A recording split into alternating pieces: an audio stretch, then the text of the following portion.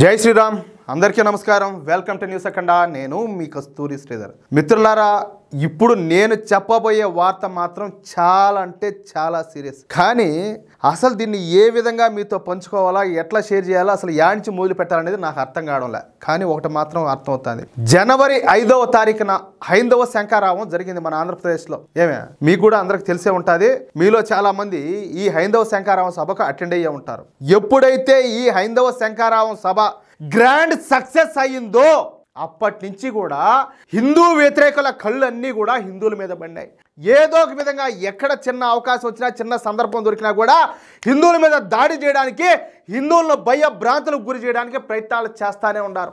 ఈ క్రమంలో భాగంగా పల్నాడు జిల్లాలో దాచేపల్లి అని ఒకటి అనమాట. అక్కడ మొన్న ఛత్రపతి శివాజీ మహారాజ్ జయంతి సందర్భంగా అక్కడ వాళ్ళు ర్యాలీ చేస్తూ ఉంటే ఆ ర్యాలీ మీద దాడి చేశారు. కృష్ణా జిల్లా పెడనలో ఒక పక్క మనోళ్ళంతా కూడా పండుగ చేసుకోవడానికి వీళ్ళు అంతా కూడా సంసిద్ధం చేసుకుంటా ఉంటే ఈ జాంబీగాళ్ళు ఎవరైతే ఉంటారో, ఈ జిహాదీ మనస్తత్వం ఉన్న వాళ్ళు వచ్చి మీరు ఇక్కడ ఎట్లా చేస్తారు ఏందని చెప్పేసి ఆ చుట్టుపక్కల ఉన్న వాళ్ళందరినీ కూడా పోగు చేసుకొచ్చి అక్కడ గొడవ వేశారు. చెప్పాలంటే పోలీసు వాళ్ళ మీద తిరగబడినారియా ఒకసారి ఆలోచించండి. అదేవిధంగా చిత్తూరు జిల్లా వీకోట్లో ఇదే పరిస్థితి. ఇకపోతే అన్నమయ్య జిల్లా రాయచోట్లు అయితే ఈ మధ్యనే ఒకసారి అయ్యప్ప స్వామి ఊరేగింపు జరుగుతూ ఉంటే ఇదే విధంగా గొడవ చేశారు. మొన్న మళ్ళా వీరభద్ర స్వామి ఊరేగింపు జరుగుతూ ఉంటే ఇదే మాదిరిగా సేమ్ టు సేమ్ ఇట్లాగే మీరు ఎట్లా ఊరేగింపు చేస్తారో మీరు చేయకూడదు, మీరు చెయ్యాలంటే మేము ఇక్కడ ప్రార్థనలు చేస్తున్నాం కాబట్టి మీరు ఇక్కడ సైలెంట్గా వెళ్ళాలా, ఎటువంటి సౌండ్స్ చేయకూడదని చెప్పేసి మాట్లాడారు. మన హిందూ సాంప్రదాయం ప్రకారం ఒక మనిషి చచ్చిపోతే ఆ శవాన్ని దహనం చేయడానికి తీసుకెళ్లేటప్పుడు కూడా మంగళ వాయిద్యాలు, డప్పు మేళాలతో తీసుకుపోతారు. చచ్చిన శవానికి కూడా. అట్లాంటిది మన దైవాన్ని మన ఊరేగింపుగా తీసుకొని పోతా ఉంటే సైలెంట్గా చప్పుడు కాకుండా తీసుకొని పోవాలనా? ఏడన్నా ఉండాది ఎక్కడన్నా ఉండాదా ఇది అంటున్నా? ఈ ఆన్వ అయితే ఏ పెద్ద మనిషి వస్తాడో, ఎవరు వస్తారో వచ్చి చెప్పండి ఈ విధంగా చెయ్యాలని చెప్పేసి. అసలు రాయచోటి ఆంధ్రప్రదేశ్లో ఉన్నదా, పాకిస్తాన్లో ఉన్నదా? యాండాదా రాయచోటి? యాండాది అంటాలే. ఇప్పుడు నేను చెప్పాల్సిన అవసరం లేదుయా, హిందూ ముస్లిం బాయ్ అని చెప్పేసి మనం మాట్లాడుతున్నాం. అంతెందుకు, ఇప్పుడు సిక్కులు ఉన్నారు కదా, సిక్కులు మన హిందువుల్లోంచే బయటికి పోయినటువంటి ఒక భాగం అనమాట. అట్లాంటిది హిందూ సిక్కు బాయ్ ఎలా హిందూ ముస్లిం బాయ్ అన్నారు. ప్రపంచంలో ఏ దేశంలో ఉన్నటువంటి మెజారిటీ ప్రజలు కూడా ఈ విధంగా చెప్పినటువంటి దాఖలాలు లేవు. అట్లాంటి పరమత సహనం పాటించింది హిందువులు. అలాంటిది హిందువులు భక్తితో ఒక ఊరేగింపు చేసుకుంటా ఉంటే సైలెంట్గా పోవాలా? ఏం తప్పు చేశారు? అదేమన్నా దొంగతనమా? ఇంకొకట ఎందుకు పోవాలా సైలెంట్గా? ఎందుకు పోవాలి? నేను ఇక్కడ ఇంకొక మాట చెప్పాలా. అక్కడ ఉన్నటువంటి కొంతమంది పోలీసులు ఈ మాట కూడా నేను విన్నాను, నా దృష్టికి వచ్చింది. ఇక్కడ ఆర్ఎస్ఎస్, విహెచ్పి ఈ విధంగా చేసిన పాల్గొన్నాయి, వాళ్ళు ఉద్రిక్తలు సృష్టించారని చెప్పి మాట్లాడినారంట. ఆర్ఎస్ఎస్ ఏ రోజన్నా ఎక్కడన్నా గొడవలు పెట్టడానికి ఏమన్నా ట్రై చేసి ఉంటుందా? ఆర్ఎస్ఎస్ ఎంతసేపటికి వ్యవస్థ నిర్మాణము, వ్యక్తి నిర్మాణం చేస్తుంది. కానీ ఆర్ఎస్ఎస్ ఎప్పుడైనా కూడా గొడవలకు దిగింది అనేది ఎక్కడైనా చూసారా చరిత్రలో? ఎప్పుడైనా విన్నారా అని చెప్పి నేను అడుగుతున్నా. అసలు ఏం జరుగుతుంది మన రాష్ట్రంలో? నేను ఇక్కడ ఈ సందర్భంగా ఒక మాట చెప్పదలుచుకుంటున్నా. ఇప్పుడు సరే 2014 సమయంలో ఎన్డీఏ కూటమి ఏర్పడింది. తర్వాత చెప్పుడు మాట్లాడినారు. సరే భారతీయ జనతా పార్టీకి, టీడీపీకి వైరం అనేది పెరిగిపోయింది. తర్వాత వచ్చేసి ఈ రాజధాని నిర్మాణంలో భాగంగా చాలా వరకు ఆలయాలన్నింటినీ కూడా పడగొట్టారని చెప్పేసి వైసీపీ వాళ్ళు పెద్ద ఎత్తున ఈ టీడీపీ మీద విమర్శలు చేశారు. అదేవిధంగా ఈ దుర్గగుడిలో కొన్ని పూజా వ్యవహారాల గురించి కూడా మాట్లాడినారు. అట్లాగే ఈ తిరుమలకు సంబంధించి కూడా కొన్ని అలిగేషన్స్ వచ్చినాయి. ఇవన్నీ కూడా జరిగినాయి. సరే ఏదైతే ఏమైంది, గతం అది అయిపోయింది.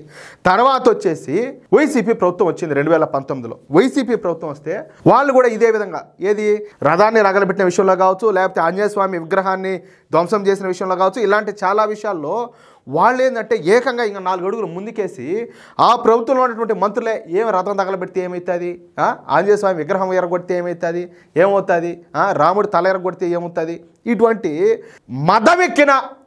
మదవెక్కిన అహంకారంతో కూడినటువంటి వ్యాఖ్యలు ఎన్నో కూడా చేశారు. తప్పు కదా, మాట్లాడొచ్చా? ఇలాంటి వ్యాఖ్యలు ఇతర మతాలపైన ఏమైనా చేయగలుగుతారా? ఒక క్రిస్టియన్స్ విషయంలో కావచ్చు, ఒక ముస్లిమ్స్ విషయంలో కావచ్చు, ఇంకొకరి విషయంలో కావచ్చు. అంటే హిందువులు పరమత సహనం పాటిస్తారు కాబట్టి, వీళ్ళు అందరితో కలుపుగోలుతనంగా ఉంటారు కాబట్టి, అందరు దేవుళ్ళు ఒకటే అనుకుంటారు కాబట్టి ఇప్పుడు వీళ్ళను టార్గెట్ చేస్తారా? అంటే వీళ్ళ మంచితనాన్ని అలసిగా తీసుకొని వీళ్ళ మీద దాడి చేసే ప్రయత్నం. యానిచ్చి వచ్చింది ఈ ధైర్యం అసలు? యానిచ్చి వచ్చింది ఈ ధైర్యం అంటాలే. నేను ఒక మాట చెప్తున్నా. ఆఫ్ఘనిస్తాన్లో తాలిబాన్ చేతికి అధికారం పోయింది, షరియా చట్టం వచ్చింది. పాకిస్తాన్లో కూడా ఈ తెహ్రీక్ తాలిబాన్లన్నీ వాళ్ళు వీళ్ళేందంటే వాళ్ళ చేతులకి మొత్తం ఈ మిలిటెంట్లు తీవ్రవాదులు అన్ని సంస్థలన్నీ కూడా ఒకటైపోయి పాకిస్తాన్లో కూడా షరియా చట్టాన్ని తీసుకురావాలంటున్నారు. అంతెందుకయా యూరోప్ దేశాల్లో కూడా ఈ జాంబీగాళ్ళు ఎక్కడెక్కడైతే ఎక్కువ ఉంటారో అక్కడ షరియా చట్టాన్ని తీసుకురావాలంటున్నారు.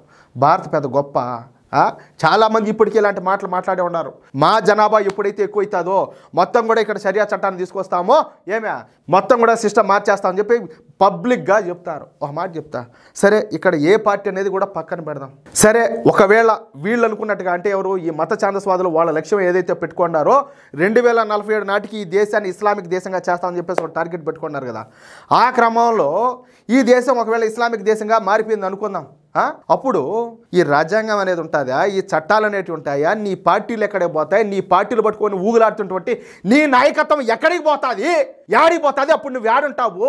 రాజ్యాంగం ఉండదు, చట్టాలు ఉండవు, లోక్సభ రాజ్యసభ అసెంబ్లీలో తోటకూర ఏమి ఉండదు, అన్ని కథం అన్ని క్లీన్. అసలు నువ్వనేవాడు ఉండవు, నువ్వు బతికేదే పెద్ద గొప్ప.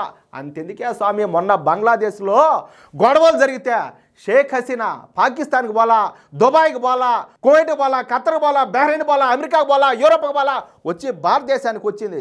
అట్లాంటిది భారతదేశంలో రేపు నీ మీదనో నా మీదనో మన మీద దాడులు జరిగితే మనం ఏ దేశానికి పోవాలా, యాడికి పోవాలి? గోసి ఎగ్గట్టుకొని యాడికి పోవాలంటాలే. ఏంది దారుణమో! హిందువుల హక్కులను ప్రతి ఒక్కరు కూడా కాపాడాల్సిందే, ప్రతి ఒక్కరూ దీంట్లో భాగం కావాల్సిందే. ఒకరి మీదనే దాడులు చేయమని చెప్పలా, ఒకరి మీదనే గొడవలు బామ్మని చెప్పడంలే. కానీ హిందూ ధర్మాన్ని సనాతన ధర్మాన్ని కాపాడుకోవాల్సిన బాధ్యత, మన ఆచారాలను మన కట్టుబాట్లను ప్రతి ఒక్కరు కూడా ఖచ్చితంగా ఏ మాత్రం తూచా తప్పకుండా పాటించాల్సిందే. దానికి ఎవరు అడ్డంకులు సృష్టించినా ఎవరు అడ్డుపడినా కూడా ఖచ్చితంగా దానికి మాత్రం శిక్షార్హులే, ఖచ్చితంగా వాళ్ళనైతే శిక్షించాల్సిందే. దీంట్లో మాత్రం డౌటేలే. ఇక్కడ ఒక మాట చెప్తా, పవన్ కళ్యాణ్ గారు సనాతన బోర్డు అయితే ఏర్పాటు చేయాలని చెప్పి మాట్లాడినారు. మరి ఆయన ఉప ముఖ్యమంత్రిగా ఉన్నారు, ఆయన మీద మాకు నమ్మకం ఉన్నది. ఇప్పుడు ఆంధ్రప్రదేశ్లో ఈ వంతన గొడవలు జరుగుతున్నాయి. ఎప్పుడూ లేని ఈ హైందవ శంకారావం తర్వాత ఈ మత ఉధృతులన్నీ కూడా చోటు చేసుకుంటున్నాయి. మరి ఏం జరుగుతుంది? మరి దీని మీద ఖచ్చితంగా యాక్షన్ తీసుకోవాలి కదా. ఏం జరుగుతుంది సార్ అసలు మన రాష్ట్రంలో? మనోళ్ళు ఊరేగింపులు చేసుకుంటా ఉంటే, పండగలు చేసుకుంటా ఉంటే వచ్చి దాడులు చేయడమే సార్. మనం కాశ్మీర్లో ఉన్నామా, లేకపోతే పాకిస్తాన్లో ఉన్నామా, బంగ్లాదేశ్లో ఉన్నామా? అర్థం కావడం లేదు సార్, అసలు అర్థం కావడం లేదు. నిన్నగాక మొన్న ఈ మధ్యనే చంద్రబాబు నాయుడు గారు, ఎవరు మన ముఖ్యమంత్రి గారు, అసెంబ్లీ సాక్షిగా ఒక స్టేట్మెంట్ ఇచ్చారు. ఏది గత ప్రభుత్వ హయాంలో, వైసీపీ హయాంలో ఈ విధంగా మంత్రుల మదవెక్కిన అహంకారంతో కూడుకున్నటువంటి మాటలు మాట్లాడినారు. ఏది రథాలు తగలబెట్టినప్పుడు, అదేవిధంగా స్వామివారి మూర్తుల విగ్రహాలు ధ్వంసం చేసినప్పుడు ఇట్లా మాట్లాడినారు. ఈ విధంగా మాట్లాడడం తప్పు అని చెప్పేసి అసెంబ్లీ సాక్షిగా మాట్లాడినారు. నాకు చాలా సంతోషం అనిపించింది. కానీ ఇదేం సార్, ఇది ఏం జరుగుతాను సార్? హిందువులకు ప్రశాంతంగా పండుగలు చేసుకోవడానికి అవకాశం లేదా? ఊరేగింపులు చేసుకోవడానికి లేదా? వీళ్ళు బ్రతకడానికి లేదా? వీళ్ళు చేసిన తప్పేంది సార్? అసలు నాకు అర్థం కావడం లేదు. పరిస్థితి మారాలా, ప్రతి ఒక్కరి ఆలోచన మారాలా. ఇది తప్పు. కొన్ని వీడియోలు నేను చూసా, కొన్ని ఆడియోలు నేను విన్నా. కొంతమంది ఈ ఫోన్ చేసి అసలు మీకు అక్కడ ఏం జరిగిందో మీకు తెలుసా అని మాట్లాడినారు. ఏం జరిగిందియా? ఊరేగింపు చేసుకుంటా ఉన్నారు. మీ పాటికి మీరు ప్రార్థనలు చేసుకోండి. మీకు వచ్చిన ఇబ్బంది ఏంటంటే, ఏ రోజైనా రంజాన్ చేసుకునేటప్పుడు కానీ, బక్రీద్ జరిగేటప్పుడు కానీ, లేకపోతే మొహరం చేసుకునేటప్పుడు కానీ ఎప్పుడైనా ఎవరైనా అడ్డపడినారా? సరే, రోజుకు 5 మాటలు నమాజ్ చేస్తారు. ముందు ఒకసారి, తర్వాత ఒకసారి, 2 సార్లు మైకుల్లో నమాజ్ వినిపిస్తారు. ఇరువల్ల అన్ని మతాల వాళ్ళు ఉంటారు. ఎప్పుడైనా ఏ రోజైనా కూడా అబ్జెక్షన్ చేశారు ఎవరైనా కూడా మిగతా వాళ్ళు వచ్చి? ఈరోజు ఎప్పుడో ఒకసారి జరుగుతాయి దేవుడు ఊరేగింపులో పండుగలు, ఎప్పుడో ఒకసారి వచ్చాయి. మరి ప్రతిరోజు కూడా మీ తంతు అయితే కొనసాగుతూనే ఉంటుంది. మరి మీరు ఎట్లా అడ్డం చెప్తారు? అంటే హిందువులు పరమోత్సాహం పాటిస్తారని చెప్పా, హిందూ ముస్లిం బాయ్ అంటారనే. అదేనా కృతజ్ఞత తీర్చుకునే పద్ధతి? ఇదేనా అసలు? ఇదేనా అంటాలే? ఒకసారి ఆలోచించండి, గుండెల మీద చేసుకుని ఆలోచించండి. ఎవరైనా కూడా దీనికి సమాధానం చెప్పగలిగేటంటే చెప్పండి. ఈ దారుణం ఏంది అసలు? ఎట్టబోతుంది ఆ సమాజం? ఖచ్చితంగా మనం ప్రమాదంలో ఉన్నాము. ఈ విధంగా ఎవరైతే ఆలోచన చేస్తూ ఉన్నారో, ఏది మత ఛాందసవాద ధోరణితో, మతం నెత్తికెక్కి మత పిచ్చి బట్టి ఎవరైతే ఆలోచన చేస్తూ ఉన్నారో, ఇది ఖచ్చితంగా సమాజానికి చాలా ప్రమాదం. అది ఎవరైనా సరే ఖచ్చితంగా ప్రభుత్వాలు దీని మీద దృష్టి పెట్టాలా.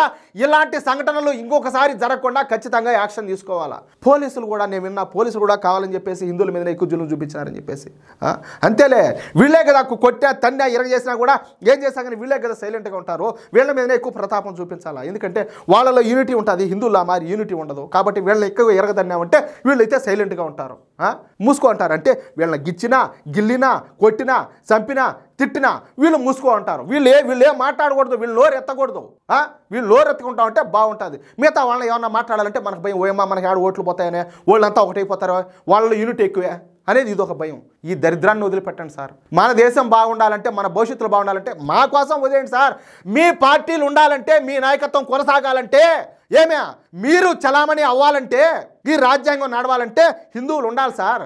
హిందువులు ఎప్పుడైతే ఈ దేశంలో అంతమైపోతారో, హిందువులు ఎప్పుడైతే ఈ దేశంలో లేకుండా పోతారో, ఈ దేశంలో చట్టాలు రాజ్యాంగం ఏమి ఉండవు. ఇందాక నేను చెప్పినట్టు సర్వం సమాప్తం. షరియా చట్టం అనేది ఒకటి వస్తుంది, లేకపోతే మరి ఏదో ఇంకొకటి వస్తుంది. మీరు మీరు ఏదైనా వేరే దేశాలకు పోవాలా, లేదంటే ఇంక నా నోటితో నేను చెప్పలేను. ఆ మారి ఉంటుంది పరిస్థితి. అది దయచేసి ప్రతి ఒక్కరు కూడా పెద్ద మనసుతో అర్థం చేసుకుంటారని, హిందువుల హక్కులను కాపాడతారని, మన సంస్కృతి సాంప్రదాయాలకు ప్రతి ఒక్కరు కూడా కాపాడాలని నాయన పెద్ద మనుషులారా, మా మీద రాళ్ళు వేసేవాళ్ళారా, మమ్మల్ని తిట్టేవాళ్ళారా, మమ్మల్ని కొట్టేవాళ్ళారా, కొంచెం పరమత స్థానం పాటించండి. అయినా మమ్మల్ని కూడా కొంచెం మనుషులని చెప్పి గుర్తించండి. హిందువులు కూడా ఈ దేశంలో, ఈ ఆంధ్రప్రదేశ్ రాష్ట్రంలో మనుషులేనని చెప్పేసి మాకు కొంచెం విలువనిస్తారని చెప్పేసి మేము కోరుకుంటున్నాం. లేదంటే పిల్లినే లోపలేసి రూమ్లేసి కొడితే అదే తిరగబడుతుందంట. మరి హిందువులు తిరగబడితే ఎట్టుంటుందో ఇంక సరే భవిష్యత్తులో ఇంక దేవుడే నిర్ణయించాలా. ఎందుకంటే పాపం పెరిగిపోయినప్పుడు దేవుడే దశావతారాల్లో వచ్చినాడు. మరి ఇంక ఏ అవతారం వచ్చాదో, ఏం జరుగుతుందో ఇంక దేవుడికే ఎరుక. ఇంతవరకే నేను చెప్పదలుచుకున్నా. నేనైతే తప్పు చెప్పలా. మనస్ఫూర్తిగా, మనసాక్షిగా నా మనసులో ఏదైతే ఉండదో నేను ఆ మాటలు చెప్తున్నా. అది విషయం. అయితే దయచేసి ప్రతి ఒక్కరు అర్థం చేసుకుంటారని, సహకరిస్తారని చెప్పి నేను కోరుకుంటున్నా. ఇకపైన దైవేచ్ఛ. జై శ్రీరామ్.